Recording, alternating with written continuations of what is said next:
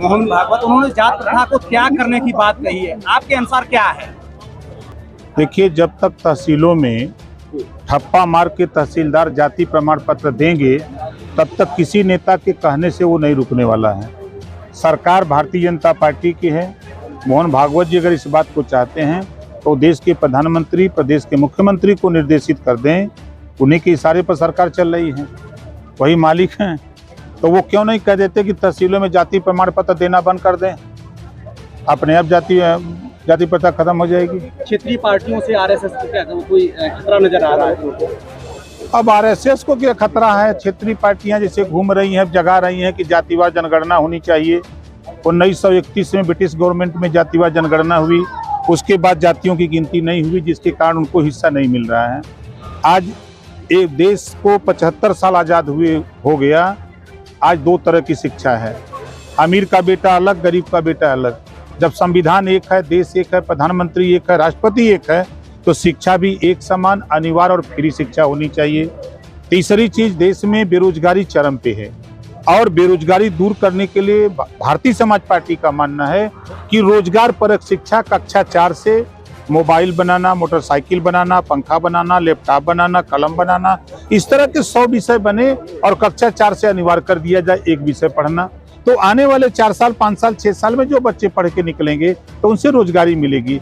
जो इधर जो है, जब देश में RBI, reserve bank of India से 1 लाख करोड़ रुपया कर्जा गरीबों का माफ हो सकता है, तो फिर गरीबों की घरेलू बिजली का बिल माफ क्यों नहीं हो सकता है?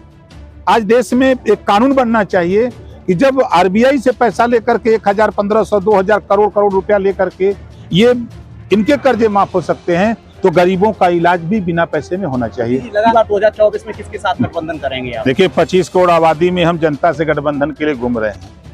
आज आप देख लीजिए, आपके सामने ये लोग आए हुए लोग हैं। आज उठा के देखिए कि पूरे प्रदेश में अगर बात करें तो अहिर, गडेरी, कुंभी, कोयरी, भर, चमार, मुसहर, धोबी, खटीक, पासी, केवट, बिंद, मला, जुल्हा, दुनिया, अंसारी, शेख, सैयद, पठान, चौहान, ठाकुर, ब्राह्मण, बनिया, लाला, गोड़, खरवार, भूमिहार, बिहार, आर्य, कर्कबंशी, बंजारा, बहेलिया, खंगार, हर जाति में गरीब हैं। अगर नाई की बात करें 14 से 71 थाने हैं, कश्यप की बात करें, पाल प्रजापति की बात करें, बिंद की बात, लिया, खंगार की बात करें, ये कहाँ दिखाई देते हैं? इनको हम जगा रहे हैं कि जागो तभी सवेरा है, आप सावधान हो जाओ, अपनी गिनती कराओ। जब तक जातिवार जनगणना तुम्हारी नहीं होगी तब तक देश की राजनीति में तुमको हिस्सा नहीं मिलेगा। आप लगातार पिछला चुनाव आपने विधानसभा का अखिलेश यादव के साथ लड़ा, 24 में क्या तैयारी, क्या बीजेपी में जाने की सोच? अरे हम तो देख रहे हैं जनता के बीच में है। क्योंकि आपकी ओर से अभी योगी आदित्यनाथ को लेकर की तारीफ की गई थी सरकार को लेकर। देखिए, हम तो अखिलेश जी की भी तारीफ करते हैं। जो काम कांग्रेस पार्टी ने देश में लाखों फैक्ट्री लगाई, अब उसके बाद अगर प्रदेश में आए बहुजन समाज पार्टी, तो सबसे अच्छा शासन मायावती जी ने 4.5 साल में दिया। बहुजन समाज पार्टी, कल्याण सिंह बीजेपी का अच्छा शासन उन्होंने दिया। अध्यापकों की नियुक्ति उन्होंने बिना पैसे में फ्रेश करा दिया।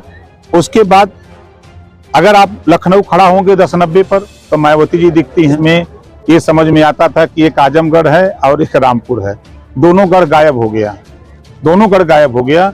जहां हम खड़े हैं, ओम प्रकाश राजभर, पूर्वांचल की धरती पर भारतीय जनता पार्टी का खाता तक नहीं खुलने दिया, जिले जिले साफ कर दिया। और जहां से अखिलेश जी यादव जी आते हैं वहीं अखिलेश जी साफ हो गए। कहाँ गढ़ है उनका? माननीय मुलायम सिंह जी पिछड़े, दलित, वंचित समाज को जगाने में उनकी लड़ाई में बड़ी अग्रणी भूमिका रही है। हम तो ईश्वर से प्रार्थना करें कि वो जल्दी ठीक हो जाए। उनकी देश में, प्रदेश में उनकी जरूरत है। हम बार बार ईश्वर से प्रार्थना करेंगे कि वो जल्दी स्वस्थ होकर के हम लोगों के बीच में आवे। गढ़ नहीं है, ये सिर्फ कहा जाता है। अगर गढ़ था तो भारतीय जनता पार्टी ने समाजवादी पार्टी को यहाँ क्यों हरा दिया? यहाँ सबसे ज्यादा सीटें भारतीय जनता पार्टी ने क्यों जीता? क्या कारण था? यहाँ जिस तरह की गुंडई दबंगई होती है, कश्यप के साथ जमीनें कब्जा कर ली जाती हैं, पाल प्रजापति, कुम्हार, नाई, गुण के साथ जो गरीब कमजोरों के साथ जुल्म जाति अत्याचार होता है, कब तक वो बर्दाश्त करेगा? जब तक वो बर्दाश्त करेगा, जब तक वो सहन करता है। जिस दिन वो सर उठा लेता है उसी दिन वो उठा करके फेंक देता है।